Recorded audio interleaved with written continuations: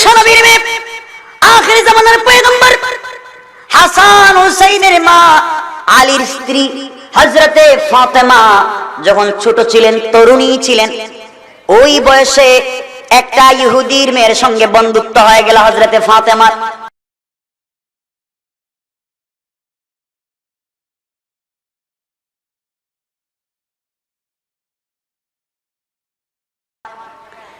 বন্ধুত্ব হয়ে যাওয়ার পরে এক দুই দিন না, এক যুগ চলে গেল, প্রায় 12 বছর চলে গেল। 12 বছর চলে যাওয়ার পরে ওই মেয়েটা একদিন বাড়িতে চলে গেছে।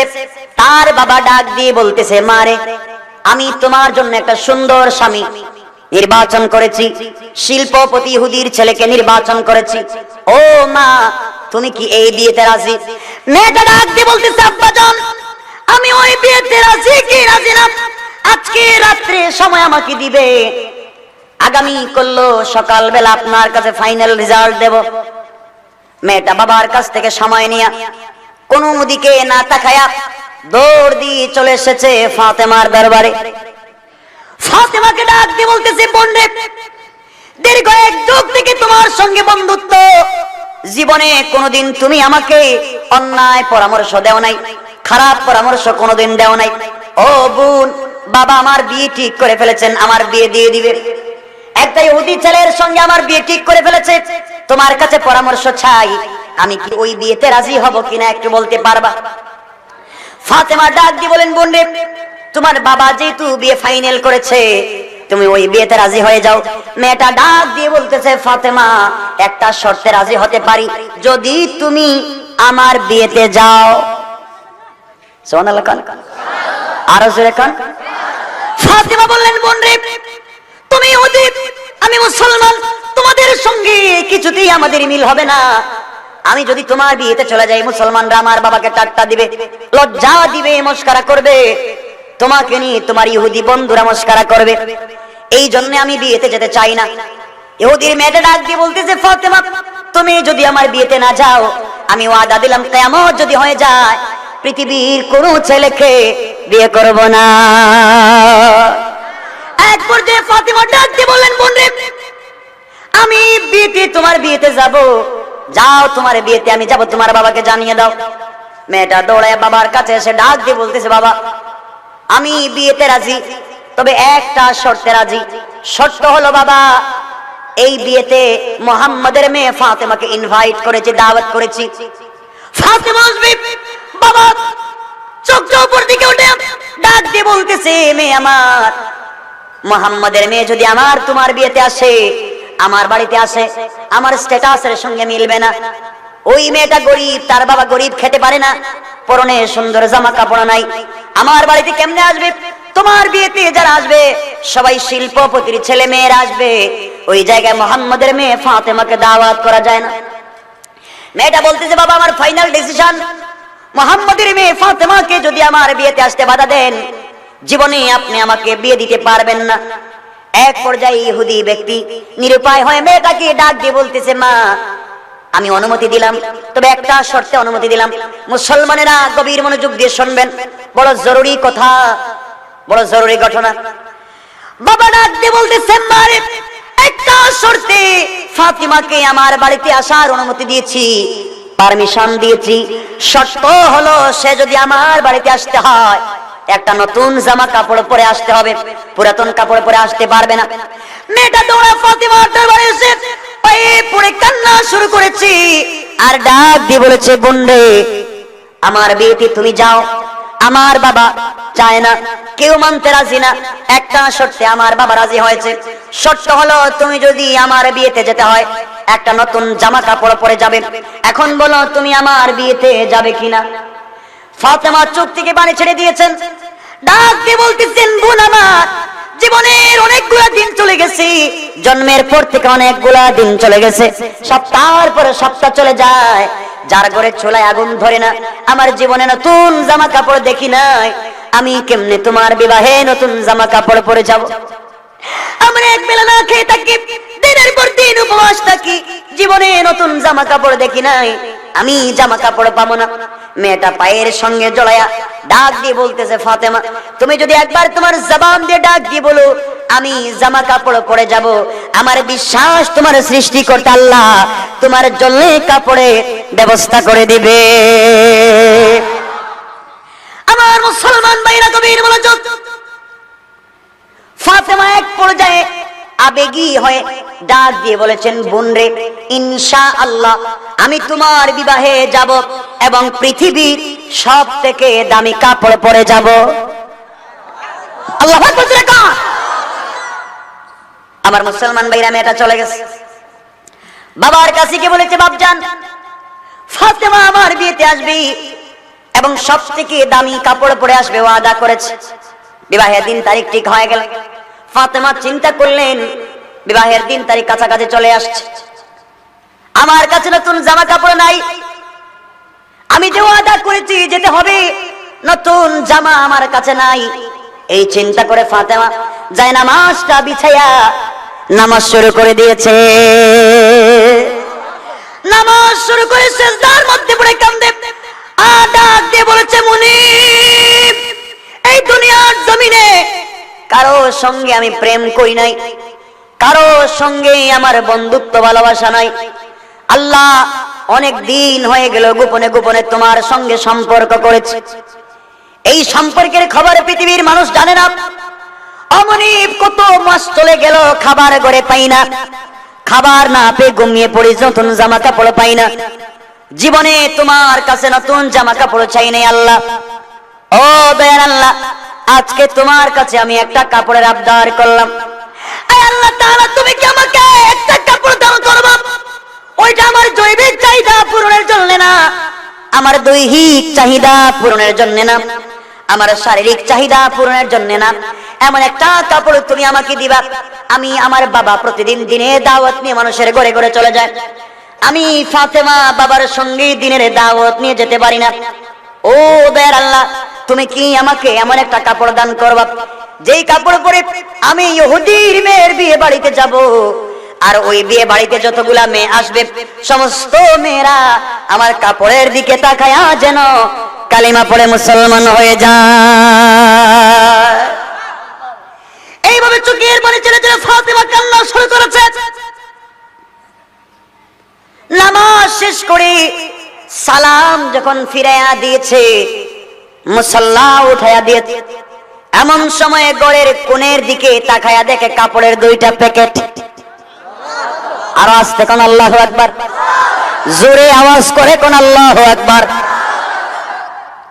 ফাতেমা কাপড়ের দুইটা প্যাকেট হাতে নিয়ে দৌড়াইয়া বিশ্ব নবীর দরবারে চলে গেছে, বাপজানের দরবারে চলে গেছে। বাবাকে জড়াইয়া দুইটা কাপড়ের প্যাকেট বাপজানের হাতে দিয়ে বলতেছে, আব্বা, জীবনে আল্লাহর কাছে কোনো কিছু চাই নাই, আজকে একটা কাপড়ের আবদার করেছিলাম।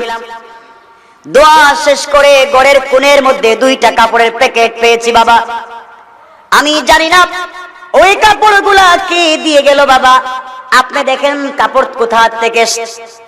বিশ্বনবী পাক কাপড়ের যখন প্যাকেট খুলতে গেলেন, একটা প্যাকেট খুলে দেখেন একটা প্যাকেটের ভিতরে একটা ওড়না, আরেকটা প্যাকেটের ভিতরে একটা সালোয়ার, একটা কামিজ। যখন কাপড়ের প্যাকেট খুলেছে, খোলার সাথে সাথে জান্নাতুল ফেরদাউসের মিশকা আম্বরের গান বাইরে হয়ে গেছে। বিশ্বনবী ফাতেমাকে জড়ায় চোখের পানি ছেড়ে কপালে চুম্বন করে ডাক দিয়ে বলেছেন, মা, এই কাপড় তুমি কোথায় পেয়েছো? এটা দুনিয়ার কোন কাপড় না, আল্লাহর সঙ্গে যে তুমি সম্পর্ক করেছো, আল্লাহর কাছে একটা কাপড়ের আবদার করার কারণে আল্লাহ তোমার দোয়াকে কবুল করে জান্নাতুল ফেরদাউস থেকে তোমার কাপড়ের ব্যবস্থা করে দিয়েছে। মারে, ওই কাপড় পরে তুমি ইহুদির মেয়ের বিয়েতে যাইবা, কিন্তু মা শর্ত হলো অবশ্যই তুমি পর্দার সাথে যাইবা, কারণ আজকালকার মেয়েরা যেদিন নতুন জামা কাপড় পরে ওই দিন পর্দার দরকার নাই। জোরে কান। আমার বন্ধুগণ, আপনার মেয়েকে কলেজে পড়ান, ইউনিভার্সিটিতে পড়ান, ডক্টর বানান, ডাক্তার বানান, ইঞ্জিনিয়ার বানান, এফসিপিএস বানান, এফআরসিএস বানান, ব্যারিস্টার বানান, উকিল বানান, জজ বানান, মুক্তার বানান, আমার আপত্তি নাই, কিন্তু ওকে দিনের তালিম দিবেন।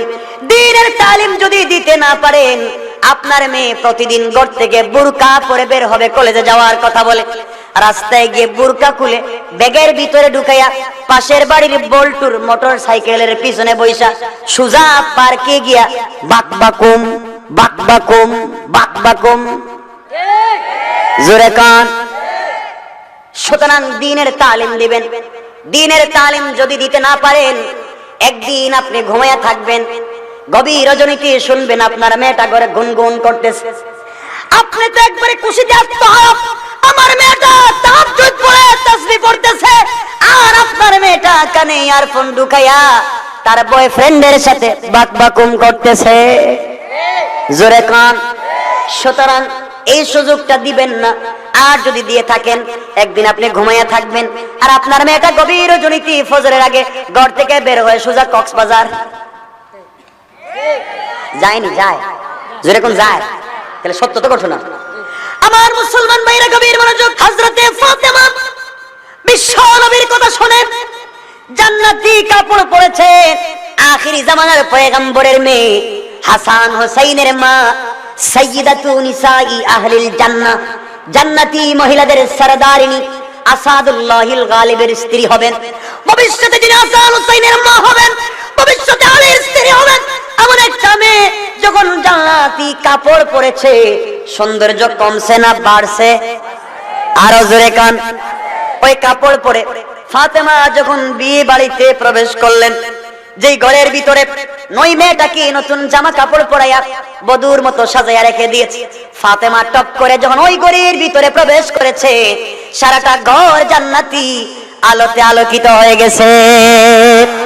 সমস্ত মহিলারা ওই মহিলার থেকে, নববধূ থেকে চোখটা ফিরাইয়া ফাতেমার কাপড়ের দিকে তাকায়া ডাক দিয়ে বলেছে, ফাতেমা তুমি তো গরিব মানুষ, খেতে পারো না, এত সুন্দর জামা কোথায় পেয়েছো? ফাতেমা ডাক দিয়ে বলেন, বোনেরা কিনে নিয়ে আসছি। সুবহানাল্লাহ বলবেন, জোরে কান। মহিলারা বলতেছে, ফাতেমা রে, এত দামি কাপড় তুমি কোথায় পেয়েছো? টাকা কোথায় পেয়েছো? এত দামি কাপড় কোন মার্কেটে পাওয়া যায়? ওই কথা ইহুদি মহিলারা ফাতেমাকে জিজ্ঞাসা করেছে। আর আজকালকে আমাদের দেশের মেয়েরা আরেকজনের গায়ে যদি একটা নতুন জামা দেখে, ডাক দিয়ে বলে, বোন রে কোন মার্কেট থেকে কিনেছো? মার্কেটের দোকানদারের নাম্বার আসেনি? জোরে কান, আরো জোরে কান।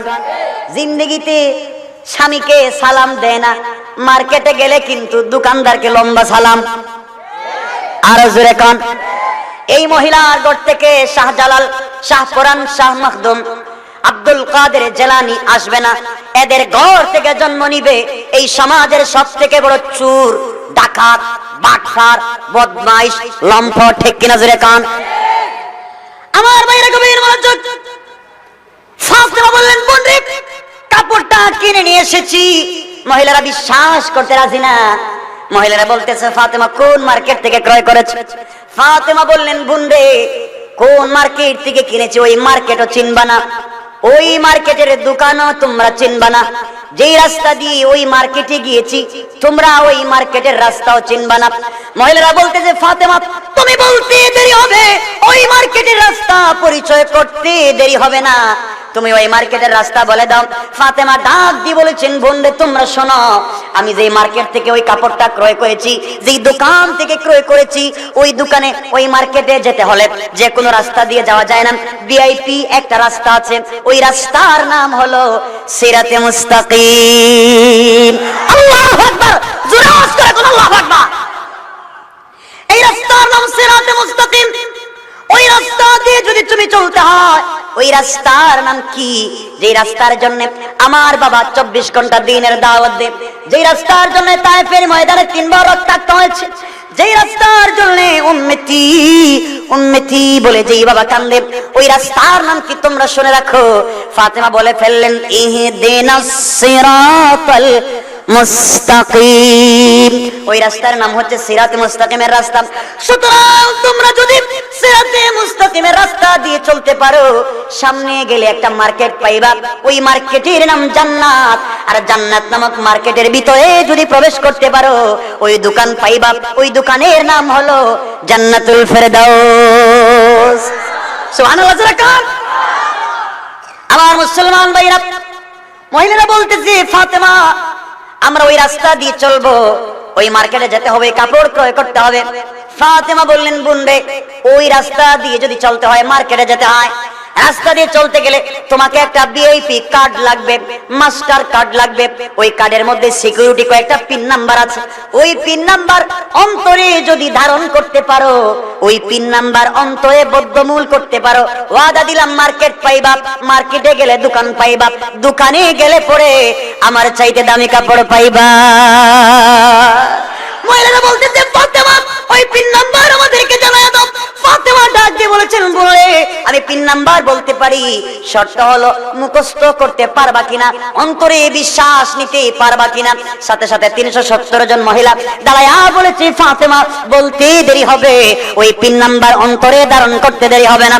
ফাতেমা বললেন তাইলে শোনো, সিরাতে মুস্তাকিমের রাস্তায় চলতে গেলে যেই পিন নাম্বার লাগে, সবাই আমার সাথে পড়েন পিন নাম্বার লা ইলাহা ইল্লাল্লাহ মুহাম্মাদুর রাসূলুল্লাহ। ও মহিলা, ওই পিন নাম্বার অন্তরে যদি ধারণ করতে পারো, সিরাতে মুস্তাকিমের রাস্তা পাইবা। ওই পিন নাম্বার অন্তরে ধারণ করলে জান্নাত নামক মার্কেট পাইবা, মার্কেটে ঢুকলে জান্নাতুল ফেরদাউস নামক দোকান পাইবা। এখন বলো তোমরা পিন নাম্বার অন্তরে ধারণ করবা কিনা? খোদার কসম করে বলি, তারিখ ইবনে জারির তাবারিতে লেখা হয় এমন সময় 370 জন মহিলা ফাতেমার কাপড়ের দিকে তাকায়া কালিমা পড়ে মুসলমান হয়ে যায়। আমার আল্লাহ বলেছেন গোলামের দল, আমি আল্লাহকে যদি চিনতে পারো, দুনিয়ার জমিনে আমি আল্লাহকে যদি চিনতে পারো, অন্তরে আমি আল্লাহর বিশ্বাস নিতে পারো, দুনিয়ার জমিনে বসে আমি আল্লাহর কাছে চাইতে দেরি হবে, পাইতে তোমাদের দেরি হবে না।